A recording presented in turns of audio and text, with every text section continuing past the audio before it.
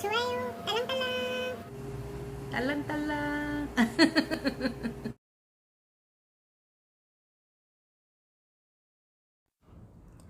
안녕하세요. 뽀샤의 시시콜콜. 저는 생거진천 초평붕어마을에서 힐링캠프라는 카페를 운영하고 있는 60대 아줌마입니다.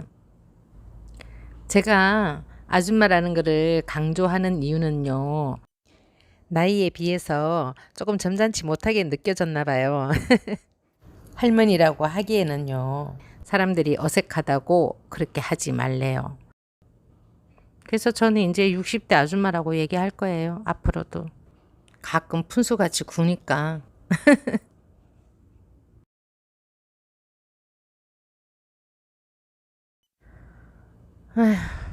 뭐 나이가 어디 가나요? 여기저기 아프기 시작하더니 지금 저러고 있어요. 봐보세요.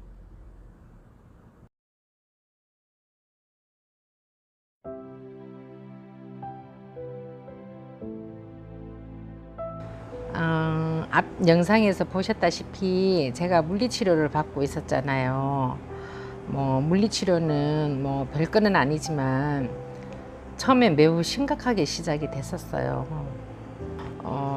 카페에서 이렇게 영상을 찍다가 갑자기 왼쪽 귓바퀴가 무감각해지기 시작해서 굉장히 당황을 했었던 적이 있었잖아요. 뭐 하여튼 아시는 분은 아시겠지만 그러고 나서 이제 병원에 검진이 아니고 이제 아닌 검색을 이리저리 해보기 시작했어요. 제가 이제 제 몸을 관찰하고 그랬더니 제일 눈에 띄는 이제 검색 결과가 경동맥 초음파라는 게 눈에 확 들어왔어요. 그것은 이제 저같이 뭐 고혈압, 고지혈증 뭐 이런 기저 성인병이 있는 사람들의 경우에 간혹 이제 생길 수 있는 그런 병인데요. 제가 생각해도 이게 마비처럼 무감각해지는 그런 거니까 어떻게 검색을 해보니까 경동맥 초음파가 굉장히 저의 증상하고 가깝더라고요. 그러니까 얼마나 걱정이 돼요. 이 경동맥은요, 이게 이제 한번 조금 막히기 시작하면 뭐 심근경색, 뭐 아니면 뭐 협심증 같은 그런 위험한 응급 상황에 처하게 되는 그런 거였어요. 그러니까 얼마나 겁이 났겠어요. 그래서 이제 안 되겠다 싶어서 그 주치의한테 이제 의뢰를 했어요. 의뢰를 했더니 이제 같은 병원에 신경외과일 거야. 아마 신경외과로 이제 연결을 해 주어서 진단을 이렇게 해봤더니 뭐 그럴 정도의 큰 소양이 보이지 않는다는 거예요. 근데 이렇게 제가 또 태생적으로 의심병이 좀 많은 사람이라 수용이 안 되더라고요. 그래서 또 이제 동네에 단골 약사님한테 갔죠. 아주 미남 약사예요. 그 약사님한테 가서 이제 이런저런 예전에도 내가 크게 도움 받은 적이 있어서 이렇게 얘기를 했더니, 그러니까 제가 살고 있는 곳이 이제 생거진천인데요. 진천에 이제 얼마 전에 그 삼성신경과라고 병원을 개원한 데가 있는데 거기를 이제 원장님한테 한번 찾아가 보라 그렇게 해서 이제 거기를 가게 된 거예요. 근데 이제 그 진료를 초진이지 않습니까? 진료를 받는데 이제 저의 이제 기저병이 있으니까 이제 이런저런 거기에 관한 얘기를 하다가 제가 이제 갑상선 암 수술을 받고 나서, 물론 수술 받은 지는 뭐 벌써 뭐 한 8년 정도가 지났을 거예요. 어쨌든 체력적으로 많이 제가 딸리고, 또 지금 이제 연세도 젊은 사람들 말 맞다나 연세도 연세인 만큼 이게 기가 많이 딸려서 사람을 만나기가 힘이 들어지더라고요. 점점 더. 왜냐면 사람을 만나고 이렇게 앉아 있으려면 이렇게 상대방 얘기에 경청을 해야 되고 계속 고개를 끄덕여 줘야 되고 그래야 되는데 그 앉아 있는 자세가 제가 힘이 드는 거예요. 허리가 아파서 앉아있는 자세가 힘든다는 얘기가 아니라 그냥 이렇게 상대방 얘기에 수긍을 하면서 고개를 끄덕여 주고 이렇게 앉아있는 게 힘든 거야. 그러니까 이 목 부분, 이 척추, 이게 이제 지탱하고 있기가 힘들어서 항상 이렇게 회장님 포스로 뒤를 이렇게 기대고 이렇게 있어야 되니까 어려운 분은 당최 장시간 만날 수도 없거니와 아무리 뭐 친한 사이라 하더라도 일정 시간이 되면 제가 이제 막 기대거나 눕거나 해야 되니까 굉장히 이게 사람 만나는 게 또 꺼려지더라고요. 아무래도 체력적으로 힘들다 보니까. 그래서 그 얘기를 간단하게 했어요. 선생님, 저는 이렇게 치료를 받고 나서 사람 만나는 것도 싫어졌습니다. 이제 이렇게 얘기를 했죠. 그런데 이제 그때 의사 선생님께서 그렇게 뭐 연세가 많으신 분도 아니었어요. 젊은 의사분인데도 불구하고 환자를 응대하는 그 태도, 글쎄 뭐 태도라 하기에는 제가 조금 표현이 그한데요.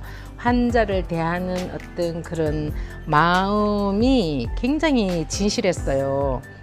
진중하시고 진심을 담아서 저에게 하시는 말씀이 몸이 아프다고 해서 정신까지 그렇게 아픈 건 아니잖아요. 어디 가서 기죽지 마시고 그렇게 활동하시라고 당당하게 체력을 기르시라고 그렇게 위로의 말씀을 딱 해주시는데 순간 저는 그냥 눈물이 날 뻔했지 뭡니까.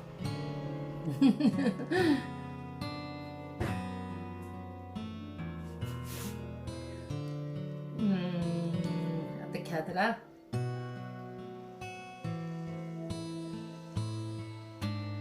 구독, 좋아요, 딸랑딸랑. 구독, 좋아요, 딸랑딸랑. 아이, 구독, 좋아요, 딸랑딸랑. 구독, 좋아요, 딸랑딸랑. 딸랑딸랑.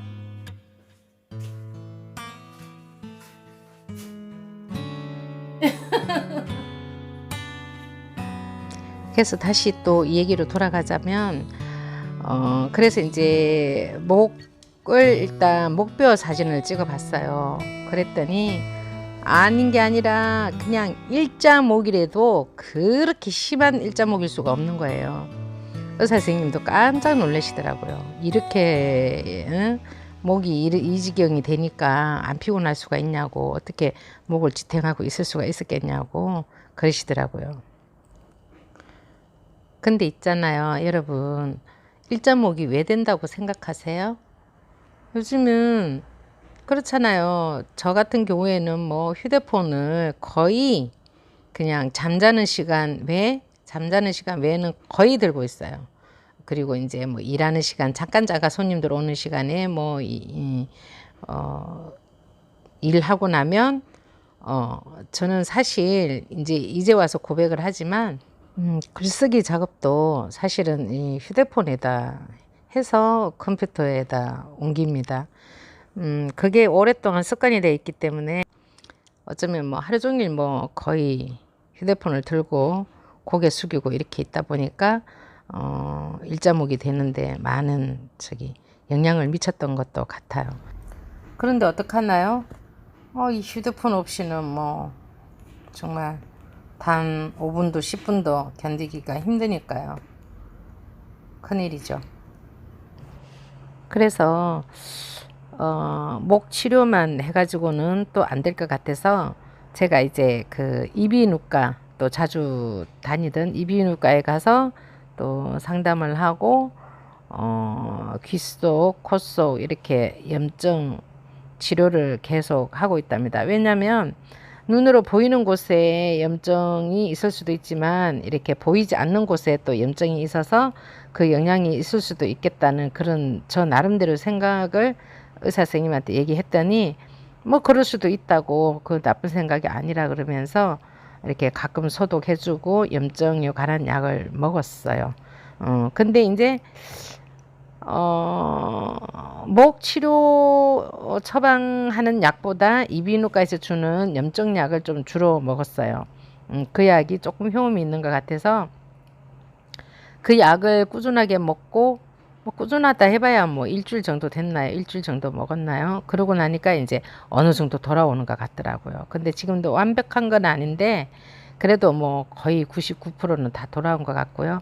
나머지 치료를 조금 하려면 이제 이비인후과를 또 한 번 더 가야 되는데 또 이렇게 미루고 있네요. 가서 이제 조금 미심쩍은 부분을 뿌리를 뽑아야 될 것 같아요. 그러니까 결론은 이거예요. 혹시 귓바퀴에 뭐 무감각 증세가 있다든지 그런다고 해서 뭐 바로 저처럼 자가 진단해 가지고 뭐 경동맥 초음파니 어쩌네 뭐 그런 쪽으로 훅 가지 말고요. 일단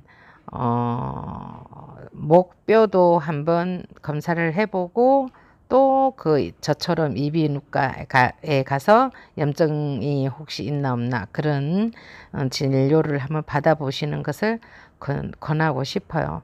얼마나 다행입니까? 저는 이제 그런 쪽으로 경동맥 쪽으로 문제가 있는가 하고 굉장히 심각했단 말입니다. 진짜 나름대로. 옥자등동 건강하게 오래오래 행복하십시다. 모두들요.